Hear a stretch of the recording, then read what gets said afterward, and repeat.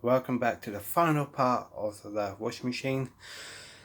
Remember, you see the water and it's all cleaned up. Put the stuff in there, sterilise it, everything else. Yeah, that's all nice and clean. Okay. And that's the new seals. I put the new spring back in there. The same spring, I put it back in there.